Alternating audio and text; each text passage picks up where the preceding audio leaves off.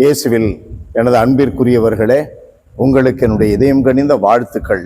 வணக்கம். அன்னை மரியா தன்னுடைய உறவினர் எலிசபெத்து கடவுளுடைய அருளினால் கருதரித்திருக்கிறார், வயதான காலத்தில் கருதரித்திருக்கிறார் என்று தெரிந்தவுடனே அவர் உதவிக்கரம் நீட்டுவதற்காக 90-100 கிலோமீட்டர் தூரம் பயணம் செய்கிறார். உடனே 39வது வசனத்திலே முதல் அதிகாரம் லூக்கா நற்செய்தியிலே பார்க்கிறோம். உடனே புறப்பட்டு மலைநாட்டில் உள்ள தன் உறவினரான எலிசபெத்தை சந்திக்கிறார்.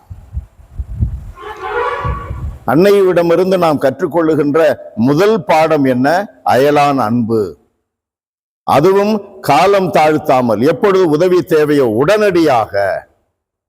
அயலான் அன்பு வழியாகத்தான் நாம் யோவான் எழுதிய திருமுகத்திலே, முதல் திருமுகத்திலே 4ஆம் அதிகாரம் 20 வாசிப்பதை போல, கண்ணால் காணுகின்ற சகோதரனை அன்பு செய்யாமல் கண்ணால் காணாத கடவுளை அன்பு செய்கிறோம் என்று நாம் சொன்னால் நாம் பொய்யர்கள். ஆகவே முதலில் அன்பு செய்ய கற்றுக்கொள்ள வேண்டும். அயலானை அன்பு செய்து கடவுள் மீது நமக்கு அன்பு உண்டு, நம்பிக்கை உண்டு என்பதை வெளிப்படுத்த வேண்டும். 5:16 மத்தேயு நற்செய்தியிலே பார்ப்பதை போல, அன்பானவர்களே, நம்முடைய நற்செயல்களை கண்டு மக்கள் வானக தந்தையை மகிமைப்படுத்துவார்கள், புகழ்வார்கள் என்று எழுதப்பட்டுள்ளது. அதுபோல நம்முடைய நற்செயல்கள் வெளியிலே தெரிய வேண்டும் என்பதற்காக நற்செயல்கள் செய்வதில்லை.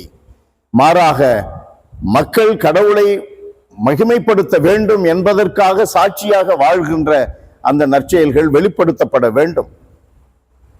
நம்முடைய வாழ்க்கையில அன்னை மரியாவை பின்பற்றுவது என்றால் வெறும் யாத்திரையோடு அல்ல, வெறும் ஜெபமாலை சொல்வதோடு அல்ல. ஜெபமாலையில் இயேசுவினுடைய மீட்பு பாதையை தியானிக்க வேண்டும். யாத்திரையில் நம்மை ஆண்டவருக்கு அர்ப்பணிக்கின்ற ஒரு காணிக்கையாக ஒப்புக் கொடுக்கின்ற நிகழ்வாக அதை கடவுளுக்கு நாம் அர்ப்பணிக்க வேண்டும், ஒப்புக் கொடுக்க வேண்டும். வெறும் வழிபாட்டில் அல்ல, வாழ்க்கையில் அன்னை மரியாவை போல வெளிப்படுத்த வேண்டும். அன்பானவர்களே, அப்படி சென்றதனால் தூய ஆவியினால் அவர் நிரப்பப்பட்டிருந்தார் அல்லவா? அயலானுடைய அன்பை வெளிப்படுத்த சென்றதனால் அந்த தூய ஆவி நெருப்பு போல அவரோடு இருந்தார். எலிசபெத்தை வாழ்த்திய உடனே அங்கே எலிசபெத்து மீது தூய ஆவி இறங்குகிறார், ஆவியினால் நிரப்பப்பட்டார். ஆகையினால் அன்னை மரியா ஆண்டவருடைய தாய் என்று கண்டுகொள்ளுகிறார். ஆவியினால் நிரப்பப்பட்டவர்களாக நம்முடைய வாழ்க்கை பயணம் அமைந்தால், அன்பானவர்களே, வாழ்க்கை பயணம் ஆவியினால் நிரப்பப்பட்டதாக இருந்தால் என்ன நடக்கிறது? நாம் சந்திக்கின்ற மனிதர்கள் அதே ஆவியினால் நிரப்பப்படுகிறார்கள். நம்முடைய நற்செயல்கள் வழியாக அவர்களும் நற்செயல்களுக்கு காரணமாக மாறுகிறார்கள். நம்முடைய வாழ்க்கையை வெளிப்படுத்துகின்ற கடவுளுடைய மகிமை உலகெங்கும் பரவுகிறது.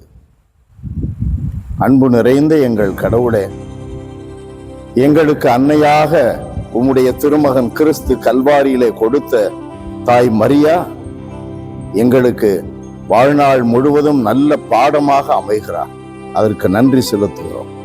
அயலானை அன்பு செய்வது, ஆவியானோரோடு தங்கி இருப்பது, மக்கள் மத்தியில் பேறு பெற்றவர்களாக வாழ்ந்து காட்டுவது என்று பல நிலைகளிலும் அன்னை மரியா எங்களுக்கு பாடமாக அமைகிறாரே. இந்த பாடங்களை நாங்கள் நன்கு கற்று தேர்ந்து தெளிய எங்களுக்கு ஆவியின் வரங்களை தருவீராக. இயேசுவின் நாமத்தில் ஜெபிக்கிறோம் பிதாவே. ஆமென், ஆமென்.